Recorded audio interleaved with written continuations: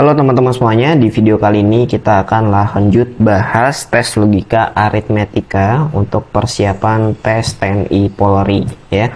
Nah, jadi di sini saya masih menggunakan buku yang sama ya, buku ini. Kita balik dulu. Nah, ini bukunya ya. Jadi untuk beberapa video ke depan kita akan terus menggunakan buku ini ya.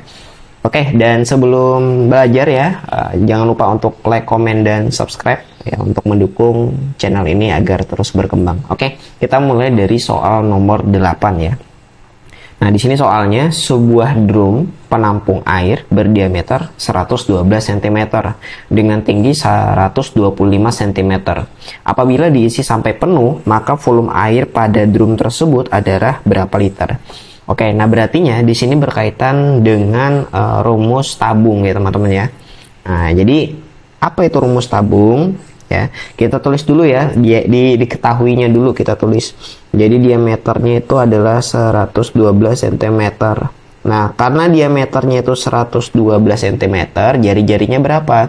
Ya, ingat jari-jari itu diameter dibagi 2. Jadi 112 dibagi 2 ya. 112 dibagi 2 berapa itu? 56 ya. Jadi jari-jari ininya drumnya itu 56 cm. Kemudian tingginya adalah 125 cm. Nah, sambil ngerjakan teman-teman harus pastikan satuannya harus sama semua ya. Apabila diisi sampai penuh, maka volume air pada drum tersebut adalah, nah kita tinggal cari aja volume dari tabungnya. Nah, rumusnya itu apa? Yaitu VR kuadrat ya dikali T. VR kuadrat itu adalah rumus lingkaran ya, karena tabung pasti alasnya lingkaran. Kemudian T itu adalah tinggi tabungnya. Nah, teman-teman ingat lagi ya. Jadi nilai Pi itu ada 2 ya, bisa 22/7 atau 3,14. Kalau misalnya jari-jarinya itu adalah kelipatan 7, maka gunakan 22/7. Tapi kalau misalnya bukan kelipatan 7 ya, maka gunakan 3,14. Nah, kita lihat saja di sini ya, jari-jarinya 56. 56 itu adalah kelipatan 7 karena bisa dibagi 7, maka kita gunakan 22/7. Sehingga kita tulis 22/7. Nah, jari-jarinya 56 ya. Karena pangkat 2 kita kalikan sebanyak 2 kali 56-nya. Nah, baru kita lanjut dikali dengan T, tingginya 125 cm. Oke, yang didahulukan adalah pembagian ya, supaya memudahkan kita nantinya. Jadi 56 dibagi 7, berapa itu? 8 ya. Jadi 22 dikali 8 dikali 56 dikali 125 ya. Kalau misalnya kita hitung nanti dapatnya berapa itu ya? 1232, nolnya 3 kali. Nah, cm pangkat 3 ya, karena volume. Nah, jadi seperti ini hasilnya, 1.232.000. Nah, ini kan masih cm pangkat 3 ya. Di opsi jawaban kan bukan cm pangkat 3 tapi liter. Nah, jadi teman-teman harus ingat lagi nih. Jadi cm pangkat 3, mohon maaf, bukan cm pangkat 3 ya.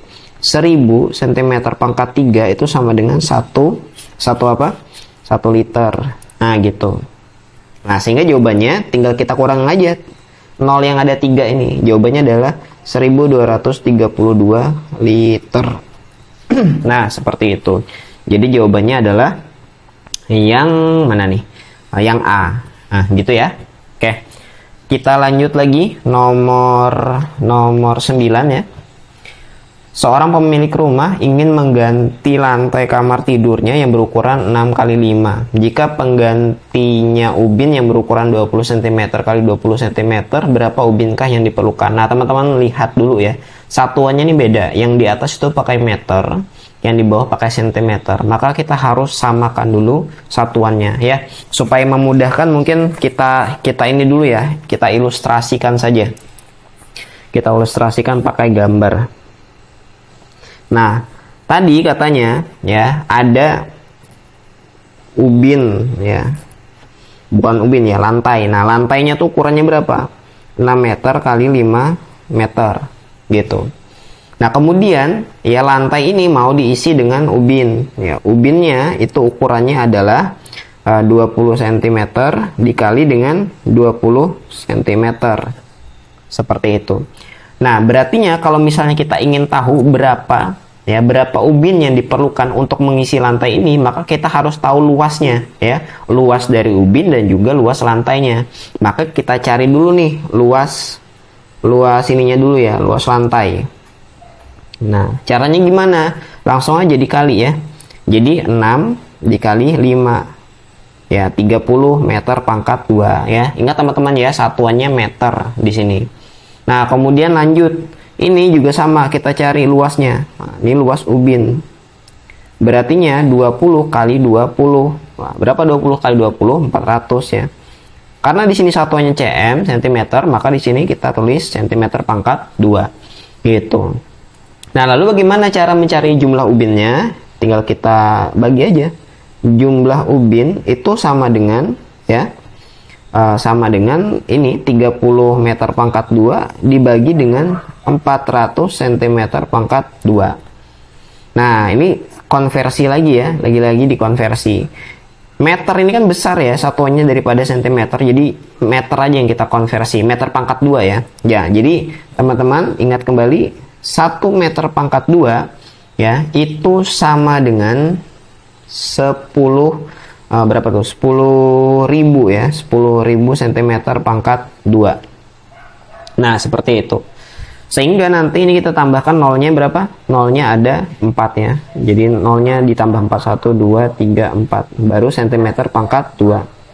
Nah, 4.000 cm pangkat 2. Gitu. Nah, ini tinggal dibagi saja ya. Tinggal dibagi sehingga nanti hasilnya itu adalah 750 ya, 750 ubin. Ada nggak jawabannya tuh 750? Ada ya nih. Jawabannya adalah yang D. Nah, seperti itu. Oke, lanjut lagi ya. Nomor 10. Seorang pengusaha membeli saham X pada harga tertentu. Jika harga saham meningkat sebesar 250 lembar saham dan total peningkatan saham X sebesar 12.500, berapa banyak saham yang dibelinya? Oke, nomor 10 ya. Ini nomor 10 teman-teman. Ini adalah soal mudah ya. Kalau misalnya teman-teman paham ya, ini singkat saja jawabannya sebenarnya. Jadi ya, 12.500-nya ini tinggal teman-teman bagi saja dengan 250 ya. Seperti itu saja nomor 10. Kita geser dulu ya. Nah, jadi 12.500 itu dibagi dengan 250. Jawabannya berapa nanti? Ya, jawabannya adalah 50. Nah, jadi banyak saham yang dibelinya itu adalah 50. Jawabannya adalah A. Nah, seperti itu aja nomor 10 ya. Jadi pembagian. Mari kita lanjut menyelesaikan soal nomor 11. Sebuah bambu dipotong menjadi dua bagian, P dan Q. P bagian yang lebih panjang membentuk rusuk kubus yang luasnya 4 kali kubus yang rusuknya Q. Nilai P per Q adalah. Nah, jadi teman-teman kita harus paham dulu ya konsep dari menentukan luas permukaan kubus ya. Nah, jadi kita gambar dulu nih kubusnya ya. Jadi kan kubus tuh bentuknya seperti ini ya.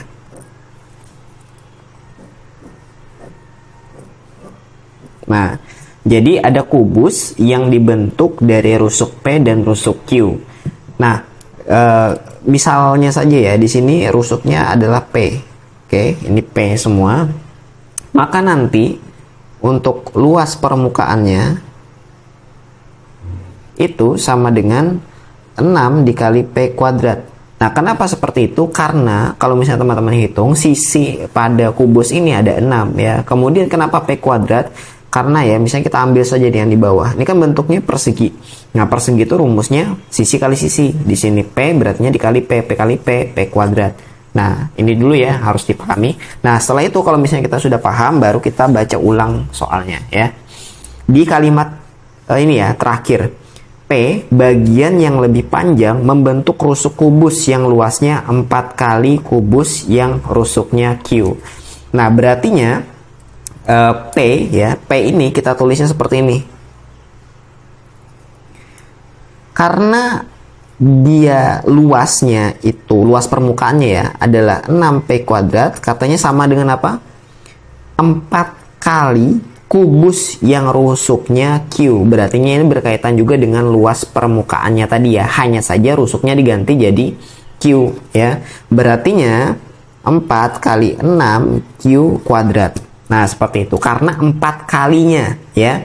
Untuk rumusnya ini sama ya. Ini 6P kuadrat, ini 6Q kuadrat. Nah, yang membedakan dia 4 kalinya dari luas yang dibentuk dari rusuk Q. Jadi seperti ini. Nah, sehingga ya kita bisa cari nih P per Q-nya ya. Seperti apa? Ya berartinya P kuadrat itu dibagi Q kuadrat. Tinggal pindah ruas saja ya. 4 kali 6 bagi dengan 6. Ini coret, ini coret. Nah, ini ya tinggal gunakan sifat dari perpangkatan. Jadi P per Q kuadrat sama dengan 4 ya. Ini 1 ya. Habis sudah nih. 4 bagi 1, 4. Nah, sehingga P per Q itu sama dengan akar dari 4. Jadi P per Q itu sama dengan apa? Sama dengan 2. Jadi jawabannya itu adalah 2. Kita lihat ada ya jawabannya yang C. Nah, seperti itu. Oke, kita lanjut lagi nomor 12. Panjang sisi segitiga sama sisi adalah 3 cm dan di dalamnya dibuat segitiga sama sisi yang panjang sisinya 1 cm. Berapa jumlah maksimal segitiga kecil yang terbentuk?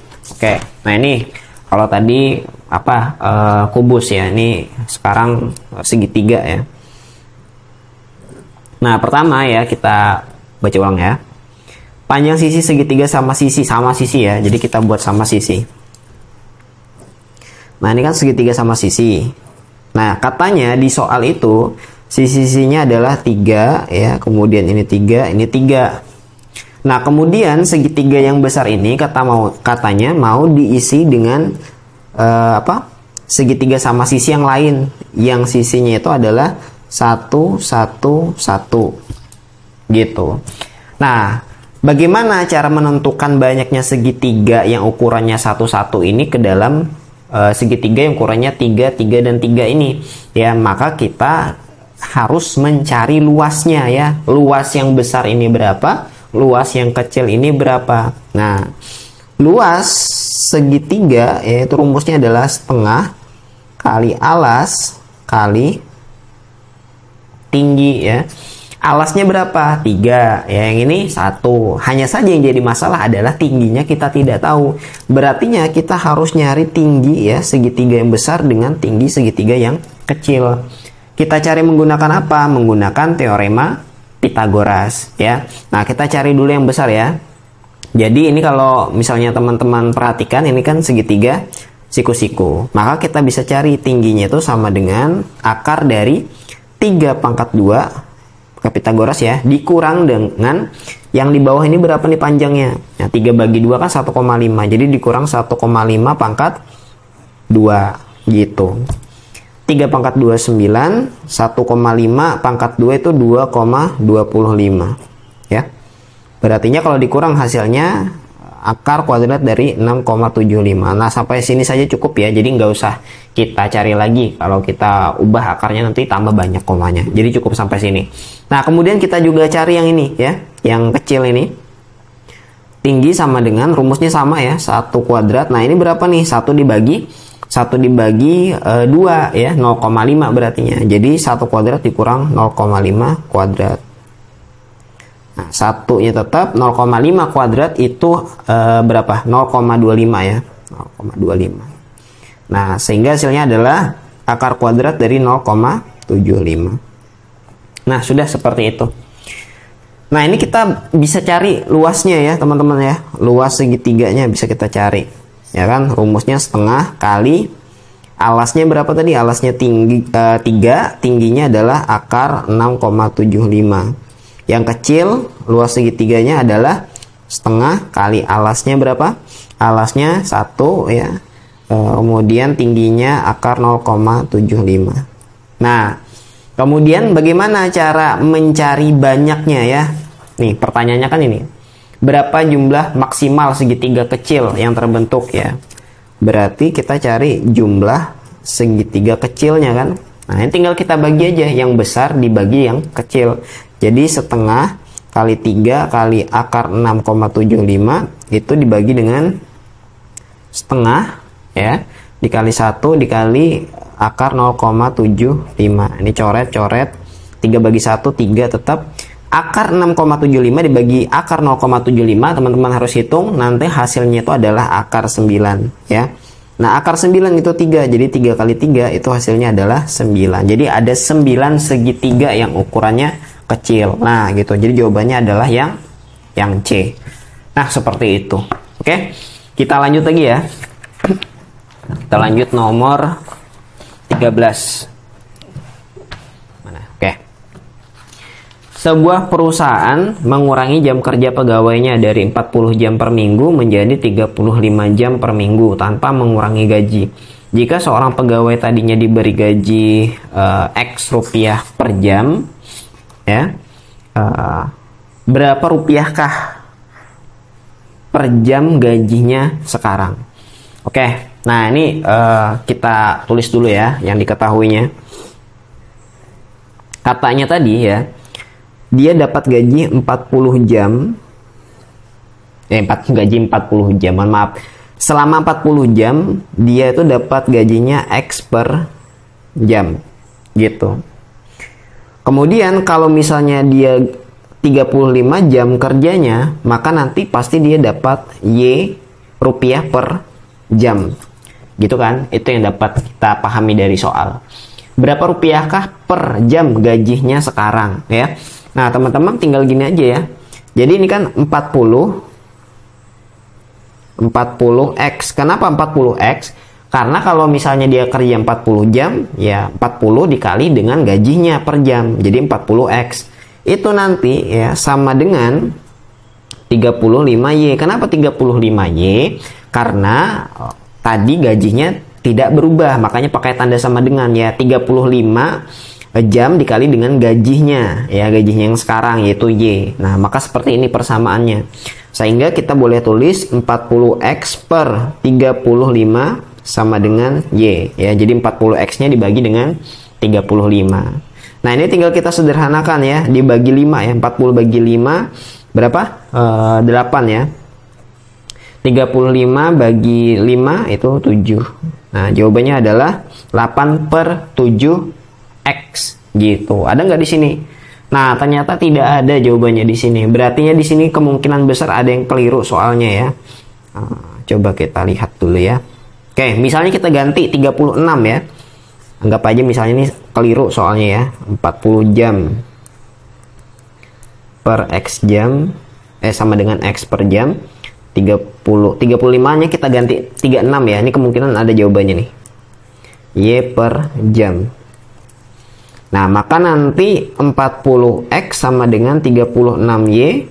40X per 36 sama dengan Y. Nah, ini dibagi 8. 40X ya, dibagi berapa?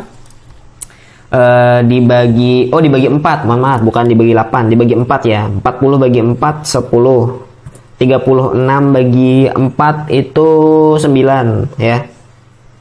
Nah, ada jawabannya 10 per 9, 10X per 9 ya.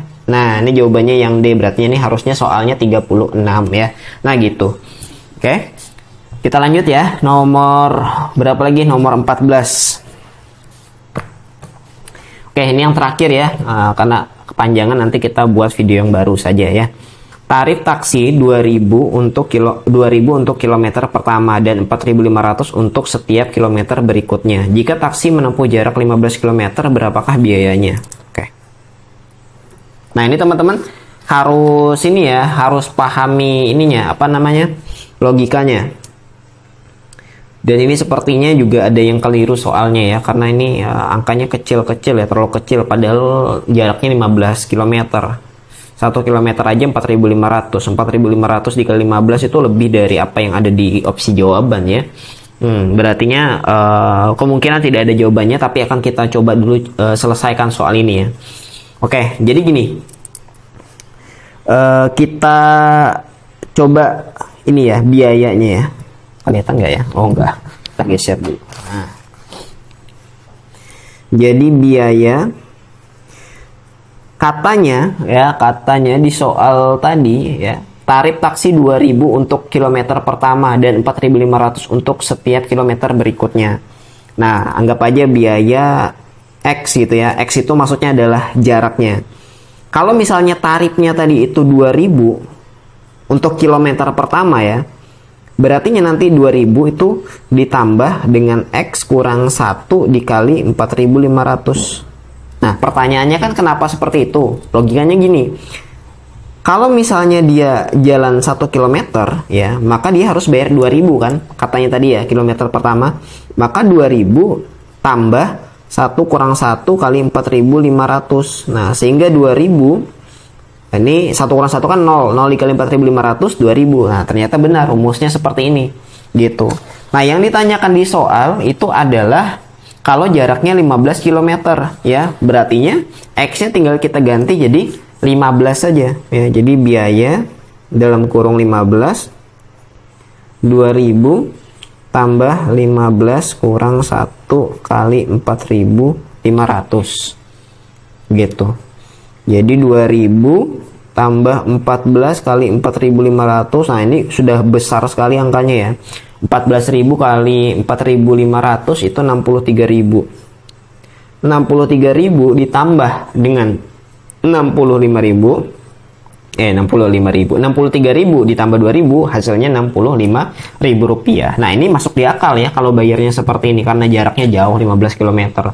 Nah, ternyata di sini tidak ada opsi jawabannya ya. Jadi tidak ada opsi jawabannya, yang benar jawabannya adalah 65.000 rupiah. Nah, gitu. Oke, mungkin sampai nomor 14 dulu ya. Nanti untuk nomor-nomor yang lainnya akan kita lanjut di video berikutnya. Oke, bagi teman-teman yang tertarik untuk memiliki e-booknya ya, atau soal-soal latihan seperti ini, silahkan bisa tanya-tanya di sosial media yang saya cantumkan di deskripsi. Oke, terima kasih sudah menonton. Sampai jumpa di video berikutnya.